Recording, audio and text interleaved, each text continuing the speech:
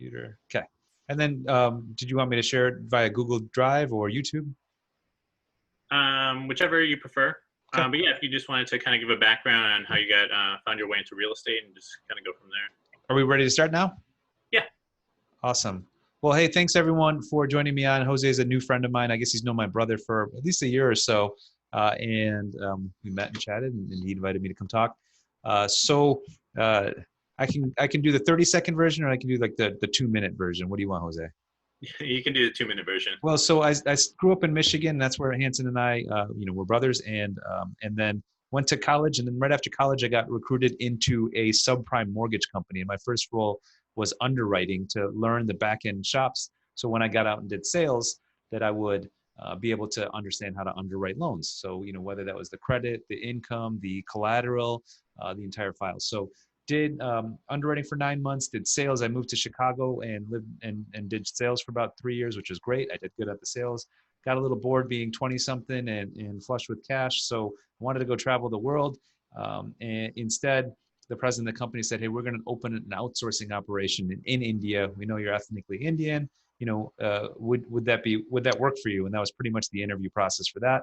And I got to move to India, which I'm ethnically from, but don't really know that well, and got to live near New Delhi, and run an operation for outsourcing business processes, mostly data entry type stuff for document stacking, payroll, accounting, payment processing, payoffs, title insurance, things like that. So kind of data entry type work that they would work remotely, helping the people in the US. And we had about 150 people. It was a cool experience. Did that from 2006 to 2007. Beginning in 2007, the president said, hey, great work in India. You can have any job you want, but the REO department is a mess. And REO is the foreclosed homes department. So he said, hey, we'd like you to run that. And so I got to come to San Diego in 2007 and run the foreclosed homes department for the next 2 years. We had about 2,000 assets under management and about 25 asset managers that reported to me to sell about 150 houses a day. And so all over the nation, from crappy houses with dogs frozen in the basement in Texas to nicer houses that were $1 million plus in La Jolla, we had to dispose of because we had loans on them and had to foreclose. So I learned a lot about real estate and property preservation and all those in that role. And for the next, after I left that company in 2009, they had that kind of stuff getting handled, and I was getting tired of sitting behind the desk for all that time, and I knew the real action was on the outside. So I got my real estate license in 2009, but didn't do much right then. I got pulled into a consulting firm, and I did consulting for some of the bigger banks and their servicing departments, for their short sale departments, for their default management departments. So I was traveling a lot to Texas, and it was a good job. I learned a lot, but it was still sitting behind a desk a lot, and the travel is less fun than you think when you have to do it every week.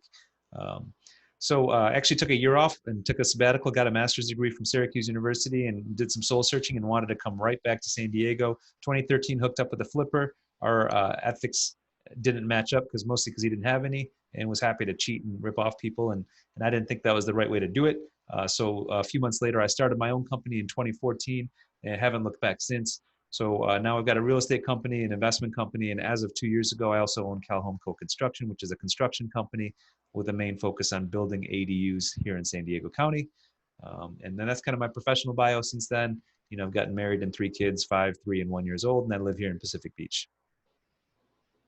Nice. Thanks for sharing the background and how you got to where you're currently at. Now, I know it didn't work out with that initial partner. On the flipping side, can you tell us a little bit about your first flip, either with that partner or on your own? Yeah, majority of my flips have come from door knocking or other people door knocking distressed leads, people that are pre-foreclosure that are about to lose their house. And so from, even well before 2013, that was a hot business. And even up until about before COVID, it was decent because you could still knock on people's doors. Now knocking on people's doors is frowned upon, and they want to cancel Halloween and trick or treat for that exact reason. So it's even less fathomable for us to knock on doors of people losing their house and saying, hey, you're going to lose your house, let's sell it, when everyone's freaked out for COVID. Maybe less so, but they also had all these foreclosure moratoriums and eviction moratoriums, so no one was scared that they were going to get booted out of their house anytime soon. So that opportunity has gone down, but in the past there was quite a bit of it, right? There was still about 40 foreclosures per month. even in the last few years, which isn't a lot, but all I needed was one or two to make a good living, right? And so if I can get one out of, and it was 40 that were foreclosing, there was still about 2,000 in the back. And so that was how I got a lot of the deals when I was working with the other flipper, and how I did a lot of my deals from 2014 until 2019, effectively, where we get pre-foreclosure deals direct to seller. I'd either buy them as a short sale or as a subject to, where I'd take over their existing loan. And so I remember the first deal that we had, one of my door knockers met a guy that was about to deed in lieu his property in Vista, and it was a house slash dog kennel. He ran a dog kennel business, and he was about to deed in lieu his house because his business has gone down, and he was about to take $2,000 from the bank to walk away from it. And I was like, hey, if you mind, I'd love to work with you and give you a few extra months in the house, and maybe I can give you $5,000 or more. And he agreed. We did it as a short sale. I bought it from the bank for $250,000. As soon as we pulled up the carpet, there was a giant crack all through the house, about this wide, splitting the house in half. It was back to a highway. It had all these dog kennels in the back. And it was a shit condition house. And one of my partners at the time was like, let's just list it as and see what happens. And sure enough, we got an offer for like 315.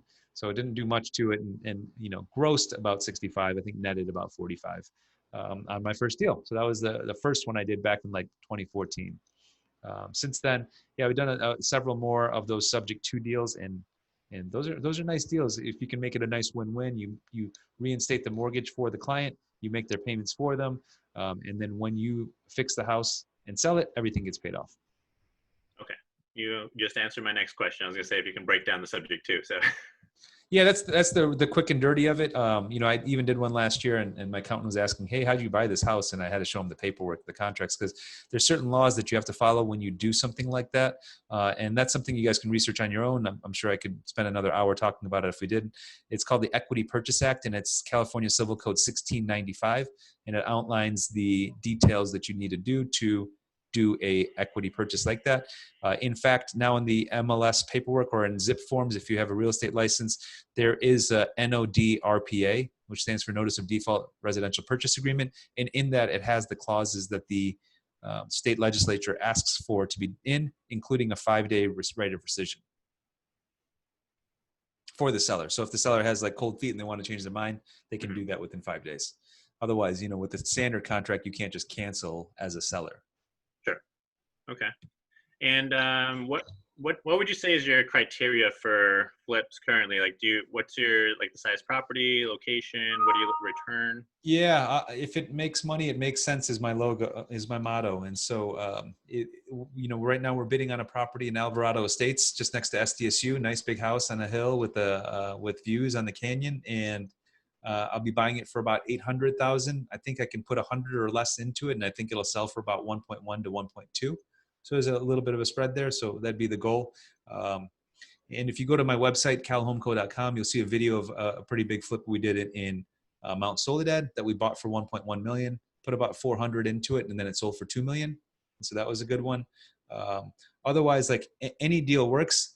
If you buy a house for 300 and put 50,000 into it, and you can sell it for 4.25, you can net 50,000, right? After real estate fees and commissions and interest expense and stuff like that. So typically I'm looking for at least $150,000 to $200,000 spread from my purchase to my sale price, right? And then in that delta, I got to make the rehab amount work. Sometimes I've done $10,000 paint and carpet rehabs, and I've done all the way up to $410,000 for a massive remodel on a huge property. So I'm fairly good at estimating what it'll take to redo a kitchen, or how much the windows will cost, and adding on the roof and some landscaping and new plumbing and new electrical and new HVAC systems. So I know those numbers in my head now, so I can do them. Otherwise, I do have little cheat sheets that I have my team use when they're trying to estimate for me and do some due diligence on potential properties. And can you walk us? I know we had talked about it initially. Walk us through some of those cheat sheets, or what you typically would look at when you're evaluating some of these properties for a flip.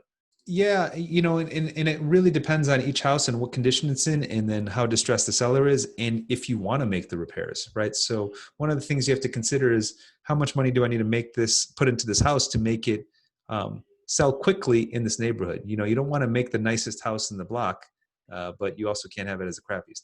In this today's market, maybe I'm wrong, because you can just kind of throw out any property and it'll sell because there's no inventory. We're finding the same thing right now. We just listed a property in Mira Mesa, and a model match rehabbed flip just sold for 680, and now we're selling a fully dated house that needs everything, including roof and termite, for tens of thousands of dollars, and we just got 680 on that. So a fully flipped house just sold for the same price as a fully dated house that I wouldn't have paid more than 500 for. And in that case, you know, the buyer's parents, buyer's dad was a contractor, and he was okay. He was like, they had already lost out on 7 other offers they had put in. So today's climate is a little interesting because there's so many frustrated buyers that have been rejected on their offers. A house that is closing next week in El Cajon that I've got, we had over 30 offers on it, and it sold for $31,000 over list price to a cash buyer. So none of the even finance buyers could even come close, right? Because there was no loan contingency, no appraisal contingency. And I was worried that it wouldn't appraise for more than 510 based on the comps that I saw. And that's been a big issue that a lot of people have been talking about in the industry, is that a lot of realtors are saying, hey, if they get financing, their buyers aren't getting the appraised value because they had to pay so much more than any other house in that neighborhood. Yeah, that's pretty crazy. So what was the time frame that you got those 30 offers? Was that like 2 days or? Yeah, over the weekend. I mean, you know, interestingly enough, we got the blind offer that we got before showings were even allowed, was the offer that he came in at full list price before it was even listed, or before it was even shown. Then after he showed it and I told him, hey, we got all these other offers, he's like, tell me the number and I'll get it. And I was like, it's 530. And so he got it from the buyer, and now we're closing next week. Nice.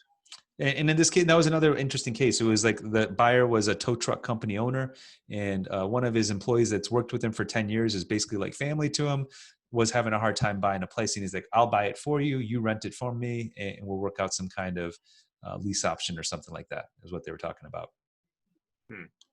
And the ones that are going significantly over the list price currently, are you? So that one was a cash buyer. Have you noticed that they tend to be a lot more of the cash buyer, like 1031 money? Is there any like pattern you're seeing? No, there really isn't. You know, but one thing I do know is that on almost all of my transactions right now, if I have a feeling that it's not going to appraise, I negotiate that at the very beginning. This is kind of a hot tip that if you're in real estate, you should know that if you're getting all these offers, then I'll put in a clause that buyer's going to pay $25,000 more than their appraised value, because we understand it's a hot market and the appraisal is not going to come in value, right? So in that example I gave in El Cajon for the house selling at 530, if I had taken a financed offer, I was going to say that, hey, buyer to pay up to $20,000 more than appraised value, because I was fairly confident it would appraise for 510. But in that case, I didn't have to, since I had a cash buyer with no appraisal contingency. But I've done that in a lot of others where I'm glad I did, because then I've negotiated that ahead. And when the appraisal comes in $10,000, $15,000, $20,000 low, they're not stiffing me with, hey, by the way, the appraisal came in low, I need you to drop the price. Right. Like, that's not on me. You wanted the house and I had 15 other offers or whatever it was. Smart. I actually have not heard that put into the contract, so that's impressive. Well, we can learn a lot from each other, right? So for those getting started with, they want to go down the flipping path, what would you say worked for you the most as far as calculating the renovations and ARV?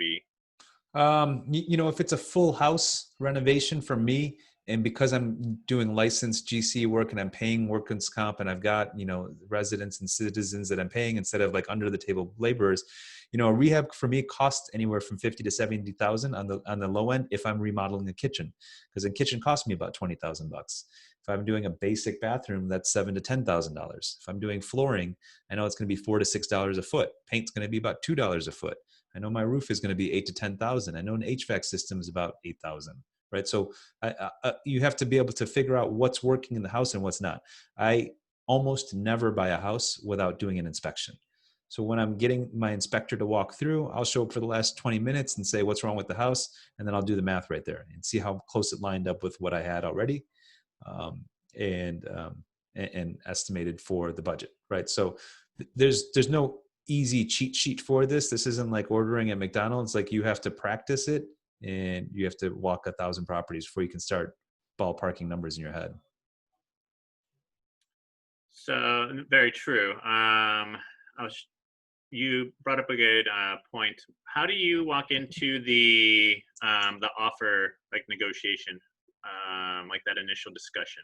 Are there any positioning statements that you have with the seller, or just to understand where their motivation is to try and get that price that makes sense for you? Yeah, for sure. And if you're talking about distressed sellers and I'm talking to a seller directly that's hemming and hawing about selling, yeah, one of the ways I position myself is as a consultant and as a free consultation that will go over your options. And I'll go over the 7 options they have, right? If they're about to lose their house and they're trying to figure out what they can do, then I'll go over their options, right? One is pay back your mortgage, right? If you missed 6 months in mortgage payment, you can pay it back. The bank will take your money and make you whole and you're good, right? Another option is you can try to work out a modification and say, hey, let's put this on the forbearance plan and stretch me out to 40 years and give me an interest only payment. And if you qualify, I'll make that payment. Truthfully, about 80-90% of people get denied for their modification. And of the few percentage that get approved, I've heard another 80 to 90% fail to make payments within 6 months. So modification is an option. They could file bankruptcy, right? You can call up an attorney and give them a couple $1,000 and drag this out for a couple more years, even if you wanted to. You could do the deed in lieu, you could do the short sale, and you could do nothing, which is you just sit there on your hands and wait until the sheriff shows up and takes your house from you, right? And obviously it goes through foreclosure at that point, and then they go through eviction, and it could be 3 to 6 months or longer. I've heard of guys stretching out, not making payments for 7 to 10 years through a series of modifications and bankruptcies. I bought a house over in Del Cerro exactly like that. This guy's like, I haven't made a payment since 2009. I was like, damn. And so I bought it a couple of years ago, but it was still incredible that he had done that. I asked him how much he paid in legal fees to attorneys and stuff to help postpone, because you can do things like bankruptcy is an easy one. You can do things like temporary restraining orders, you can file complaints, et cetera, change title, deed it over to someone else, deed it over to a corporation, deed it back to yourself. And he admitted that he paid well over $50,000 in legal fees, but he got to live in a house that, $500,000 house for 10 years for free. Or for $50,000, $50,000 in fees. So in terms of conversation, I usually go over the options with them. And then, this gets into the sales and the psychology. And I had to have the same conversation right now with another distressed seller that I'm working with in Escondido. She's 5 months behind on her mortgage, has equity, and she's friends of friends. So they said, let's list it and sell it and get top dollar for it. And sure enough, this house is selling for way more than I would have expected it to. I think we're at 565, and I expected to get 550 for it, but someone came through that was a contractor that said, hey, I'll make the repairs myself. And ARV on this thing is 600. Like if it was dialed in, it would only be worth 600 best case. It had no backyard. And you can see that listing, it's 1251 Portola, if you wanted to see what that house looked like. And that buyer is buying another mobile home because that's the best option she had. She's been hemming and hawing. She doesn't want to move into mobile home. She's worried about the work it'll take.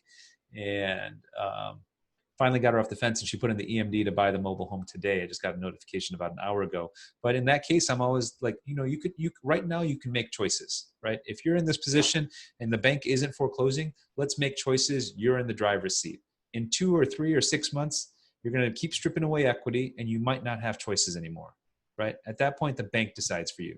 Nope, you're too late. We're foreclosing on the house. That's the end of the story. Now you have a foreclosure on your record. And if you don't move out immediately with cash for keys, a nice man with a gun in his hand and a badge in his other hand is going to say, you got to leave the house. If you guys have never been to an eviction, it's an interesting experience. If you want to witness evictions in a very sad movie, I recommend the movie 99 Homes. It's a really good movie. And it kind of explains to you the emotional side of the mortgage crisis from 10 years ago and all the evictions that happened specifically in Florida. But it was a great movie. I make all my staff watch it because it might make you cry, and it gives you an indication of what people go through when they're losing their house to foreclosure and eviction. Sure. And no, I appreciate that breakdown. It's a very good points that you're bringing up when you're talking to the sellers and trying to understand, what makes the most sense to them to actually help get a solution for it. Right. And honestly, I do try to treat everyone like family. So I'm always trying to give win-win solutions, right? Hey, if you want a no hassle cash offer, here's how much I can offer you. I'm not going to come bug you again. If you need 1 month or 6 months to move out, no problem. I'll figure that into the deal. And this is how much money I can give you for that. If you want to have 50 people walk through here and try to get inspection reports and appraisals and hope someone gets financing on this place, and maybe we close in 3 or 4 months, then we can do that as well. It's just a little bit more difficult, and the results are a little less clear about what you would get exactly, right? In terms of net proceeds and things like that, depending on what someone would offer, plus all the hassle, right? A lot of times these people are so distressed or they've got other issues, they call them all the D's, right? There might be a death in the family or a divorce or drug abuse or some other kind of D issue, denial issues and things like that. So you get all these D issues. So there's a lot of psychological things going on with a distressed seller. So it's not they're just distressed, they don't have money. It's distressed, they've got other mental, emotional issues as well. Sure. And I know we had talked about another strategy that has been working well in Southern California with the ADU. Can you explain what ADU is and how it can bring value to homeowners? Yep, absolutely. So an ADU stands for accessory dwelling unit. It's kind of the catch-all legal phrase for everything that's a guest house.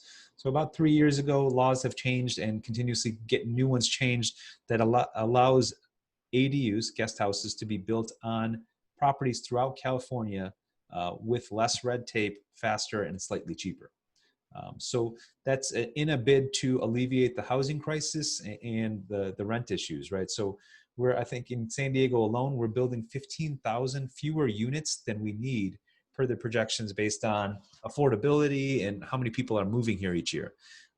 To make up for that, so now on any single family zoned property, you can build at least one additional unit and something called a junior ADU, which is where you can convert a bedroom into a unit for renting out. So you can rent out your primary residence, a guest house with its own address, and a junior ADU as 3 separate rentals on any single family property, right? So I can send out to Jose and he can share with you a quick YouTube video that I did that explains it. And I've been getting great feedback on it, which explains the whole process from start to finish of permitting process, permitting, planning, design, construction bids, construction, the return on investment, cap rate, and cost segregation as well. You guys doing commercial, you guys know that, and that can be a big boon. And a lot of people don't know that if you're just in residential or you just have one rental. But even with something as small as building a $200,000 to $300,000 ADU, it can be really a useful tool. And at the end of the day, these things cap at least 12% when I'm estimating conservatively. So when everyone else is trading real estate in San Diego at 4 caps, you can build one of these things because the land is free and you're building at a much lower cost than you could buy it, right? What's the average real estate in San Diego go for? At least $500 to $600 a foot, right? Does that sound right? And so you can build at anywhere from $200 to $300 a foot.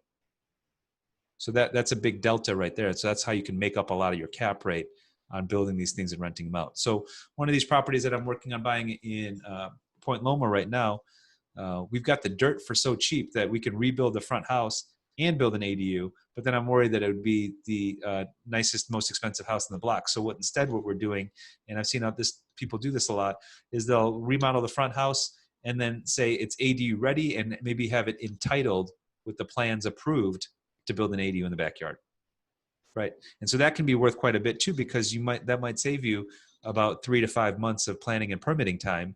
And then it also helps complete the vision, right? You do some color renderings on an ADU and people get excited and they say, okay, cool, this makes sense. Let me build this thing for $250,000 because I can rent it out for $3,000 a month. Sure. Yeah, and I'll be sure to send that link to everybody. It was a great video and description and breakdown of the entire process. So I appreciate you showing me that as well. Oh, you did see it? Cool. Appreciate it. What would you say, outside of the partner situation when you first started out, what would you say were some of the challenges or biggest challenges with fixing and flipping? Yeah, the other challenges are, one, getting money, right? And that can be tough if you're new and don't have people that trust you to say, hey, peel me off 100,000. I need this to bridge the gap between this and my hard money loan. 2, getting approved for hard money loans, right? Initially, without the track record, is kind of tricky. And then 3, getting rehab done properly at the proper cost, at the proper budget, at the proper time frame. So good construction and laborers are hard to find anywhere, I'm sure, but especially so here in San Diego. And so getting quality work that can pass a buyer's inspection is hard to do. right? And so now, my inspector pitches me properties all the time. I'm going to one tomorrow in National City because he'll go do the inspection and say, this house was shit, it won't qualify for financing, call up the agent, right? And so then I'll get called up and I can get out there and see if I can make a cash offer on the property. But he likes to work with me because he knows I'll have him do an inspection after we rehab the house, and he'll tell us the things that we might have missed so we can make sure it's completely dialed in. So when a buyer comes through and does their inspection, their agent and their buyer says, this is the cleanest house we've seen, and we can't even find a GFCI that's broken. So that's kind of the difference between me and other flippers that are happy to hide things like foundation repairs and paint over problem areas and stuff like that. And it's just too risky for me to do it cheap, because as a professional seller, you're technically on the hook for 10 years for any material defects in the property. So that's a big scary thing, because if I did something wrong and someone said, hey, you didn't repair this floorboard right, and something happened, they can come back and sue me 10 years later. So that's a lot of liability to cut corners. So I've seen this happen with other flippers where house was burned. Firefighters cut holes through the roof to vent it out and then put out the fire. And then they scissored the boards together. Instead of getting one long beam across, they kind of stapled two together. And this isn't as strong. And then, the flipper never fixed it. And now he's having a problem selling it because you can see the roof is sagging in that exact area. And the neighbor's happy to share with anyone that comes over, oh, by the way, that's where the firefighters cut a hole in the roof to break into the house to put the fire out, right? So doing cheap flips or trying to cover up issues is a big concern. And then how about, because you mentioned the hard money lenders. So what's been your experience with building that relationship, like with the points that they start with or the percentages? And then as you build the relationship and build a track record, does that change, or do you just have to find different hard money lenders? Yeah, just today someone sent me a message. We'll beat any flipper's rates. And I'm like, cool, well, my rates, and I'll share them with you guys. I get 90% of purchase and 100% of rehab at 7.5% and 3/4 of a point, which is high compared to conventional mortgage. But most companies are at 8 to 12% and at least 2 points, and maybe they'll give you 70% of purchase. If you're experienced, they'll go up in leverage. But for inexperienced people, it's usually 12 and 2 and 70% of purchase. So once you get like 5 or 4 or 5, 6 flips under your belt, then they'll start dropping the rate and saying, okay, cool, this guy knows what he's doing. And you don't have to worry about that as much. Okay. No, that's good. That's what I was trying to see, what the kind of that break even point was, when they know that you can execute on what you're doing, and you're still using them consistently to give you better rates. Yeah, exactly. So the one that I've been using, and I'll share, is there any partial hard money lenders here? If not, then Lending Home is the company I use. I think they're the largest one. And as a result, I get, Costco level prices from them as opposed to a boutique shop. Nice. And anybody in the group have any questions for Henish that I may not have covered? I know David had mentioned some land, so I don't know if Henish can answer any questions on that, but yeah, I'll open it up to any questions that anyone might have right now. Is everyone in San Diego? That's my first question. No. Okay. Yeah, there's opportunities everywhere. I've done deals out of area and out of state, and my assistant's like, hey, won't you ever buy a property sight unseen? Yeah, at like pennies on the dollar. If you want me to buy a house and I don't know what it is, then I'm basically just basing it off of land value at this point. So I've done that. I've done a property up in like the Bay Area where I bought it for $125,000. And I remember I was able to turn around and flip it for $275, and I didn't have to do anything to it. But that was the sight unseen price, and so in that case, it was risky for me because I didn't fly up there even. So, but yeah, I'm open. I've got a few more minutes to chat. So this is David, by the way, when you're looking at land to potentially build on, are you trying to wrap any of your financing into the land and then into the build, or are you looking at them separately, buying it outright with cash or hard money or some other type of financing and then doing some type of builder financing? So I'll admit to having done no land development, but fortunately, one of my friends does. He's built probably about 600 houses here, and so he does a series of equity raises, and he gets capital as well. So 70 to 85% leverage of the whole project cost with his experience, and then he also gets private capital, and they do profit shares and waterfalls and splits and stuff like that, depending on how well the property is selling. So in that case, yeah, so he'll get private investors to fund the equity portion of the deal. But there are good construction loans that you can get out there, 80 to 90% even for single families or owner occupant properties. Even Goldwater Bank can now do 95% of purchase and construction for land. Wow, excellent. Thank you. So yeah, so there are good banks that do that. Even U.S. Bank here. No, Union Bank here in San Diego does a lot of good land stuff. So the local banks are usually probably the most aggressive because they know the area. Sure, makes sense. Do you have any questions, Peter? Sorry, not sure I wasn't on mute.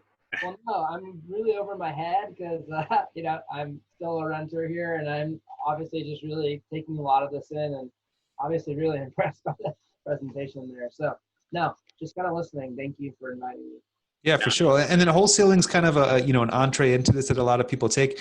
I don't think I even knew about that 6-7 years ago when I first started, but that's taken off quite a bit. I'm surprised by how many wholesaling companies are out there. And so that's a good way to learn how to flip a contract and make a little bit of money without putting any into it and very little risk. Yeah, I was planning on getting Jacob on for next month Oh, good. Yeah. to discuss that a lot more because yeah, that's definitely his wheelhouse to break down that process a little bit better. Yeah, and it's popular around here, and I personally have a slight disdain towards it because I feel like they take all the profit out of the deal and then pass on the risk to the investors. That's why a lot of wholesalers are always shopping for new investors and not spending as much time just getting properties under a contract. I love the quote that there's no problem that any business has that can't be solved with more leads. Good quote. Yeah. I'm trying to think what anything that we haven't discussed that you would think that would be of value to someone who's just getting started in the process. Yeah, it's one of those things once you start doing it, it doesn't feel so scary, right? When I tell you I'm doing $1 million houses or $2 million houses, it sounds sketchy, but I've kind of built up to it. So when you do subject twos, it can be more affordable. But whenever you can buy a house cheap and get a 3% mortgage rate like we can right now, I would try to do it. If you can buy yourself, even buying up to 4 units is qualified as a mortgage, right? As a residential mortgage. So you could buy a 2, 3, 4 unit and house hack it, right? And rent out the other units, and doing things like that, I think is smart. I wish I did that myself when I was 23, 24, buying my first houses. And I wish I'd bought multi-units and kept them. And then, maybe I'd have 100 of them like Jose's about to do next year. We'll see if I can get there with that. Yeah. So that's what I would advise is just start buying it because all the people are like, oh, I got to wait or I got to fix it. If you can buy a house yourself, please get pre-approved. I have this fight every day with people I'm not ready to buy a house. And I'm like, well, just find out, because if you have a blip in your credit, it might take 2 months to fix it. And meanwhile, you might be passing up the house that you wanted to buy, right? Or an opportunity you want to buy. So get pre-approved, get ready to buy a house so that if the right opportunity comes in, you can buy it. This house that I'm talking about in Point Loma is in shit condition. I can't believe how bad it is. And incredibly, my buddy said that it does qualify for conventional financing. So he's got someone that's going to buy it as an owner occupant and only put in 5% down and get the construction financing done. Right. So, and that's huge because he's going to be at a 3.5 or 4% rate versus us getting hard money at 8%. Right. Yeah. And that brings the cost of the capital down significantly on that one. So get pre-approved and figure out how you can buy your own first multi-unit condo, something, because if appreciation is anything like it's been, at least in the next 10 years, you're fairly certain to have made some money on it. I couldn't guarantee you can flip it next year and make money or in 2 years, but anything long-term, 5-10 years plus is fairly safe in the real estate world. Yeah. Do you find that you actually want to hold on to some of your assets, or do you constantly flip them? I do find that I find I look back and I'm like, crap, I can't believe I sold that house for 400,000. I could have just rented it since the payment was $1,300, and now I could have sold it for 700. Because there's those deals that I see back and it'll pop up on like Zillow. I'm like, you own this property? I'm like, well, I don't anymore, but I'm kicking myself that how much appreciation's happened. Part of my problem was that in prior years I didn't have my taxes done properly, and there was a little bit of mess up with that. So qualifying for a regular mortgage, being a business owner, is very difficult. Even my house that I bought last year, I had to do with bank statements to show that I've got cash flow, because otherwise I wasn't showing enough income to buy the house that I had. But my bank statements show that enough money comes through the company that I could take on the payment. So now I'm in the process of refinancing full doc with my tax returns, but it's taken me a long time to get there. So if you can qualify with a full doc income with the job that you have or whatever income you have, I'd start buying properties. Thank you. And Henish, what would you say is your favorite part about your real estate investing journey, and what do you never get tired of doing? I love when someone calls me with the lead. Like when that message came in from my inspector, like, hey, check out this property, it won't qualify. I'm like, yes, like your eyes get big. Calling the guy right away. When can I come see it? Okay, 10:15. I'll be there tomorrow morning. And then that's the thrill of the deal is there. When you're a salesperson, like you make your money on the purchase. And so if I can find a house, lock it in at a good price, I'm already smiling all my way to the bank, just because I've done it enough where I know I'm going to make money on that deal. So it's usually that's the most exciting part. Yeah. Do I like to see a pretty house when it's done? Yeah. But I mean, I'm not, I don't, I'm not as keen on that as the people that watch all the flipping shows on TV. So I don't watch flipping shows on TV. I do like to make houses pretty, but only for the benefit of selling it to the next buyer. I know the purchase, the profit is on the purchase. Yep. Very true. And I'm in the similar boat. This is my first year getting started, but I do find myself more of a deal junkie, where after I close, I definitely continue to look for the next deal. Yep. So for me, it's more on the asset management that I need to increase my knowledge a little bit more, because I like the deal side of it a lot more than the asset management and managing the manager part. Exactly right. Yeah, managing assets and tenants can be difficult. Yeah. Well, if we don't have any other questions, I appreciate your time, and I'll be sure to send out the video. If anyone wants to watch it again, has any questions, feel free to reach out, and then I'll share some additional tools and that ADU video with everybody as well. Thanks, Jose. I appreciate it. Yeah, that ADU video is useful because it's relevant anywhere in San Diego or in California, and probably starting to roll out in other states too, because we're trying to get away from single-family zoning. Great. And then I'll share all of Henish's contact information as well. So if you have any questions that you want to follow up with him directly, feel free to do that. I greatly appreciate everyone's time. The next one is going to be on Thursday, October 8th. So we're doing it the second Thursday of every month, and we'll have a wholesaler for October. That'll be Jacob Hale. He will kind of go through his process on wholesaling, finding the distressed sellers, and kind of answering some questions if you're interested in going that route or working with a wholesaler. Well, Awesome. I appreciate everyone's time. All right, thank you so much. Thank you, guys. Appreciate it. Thank you. Appreciate it.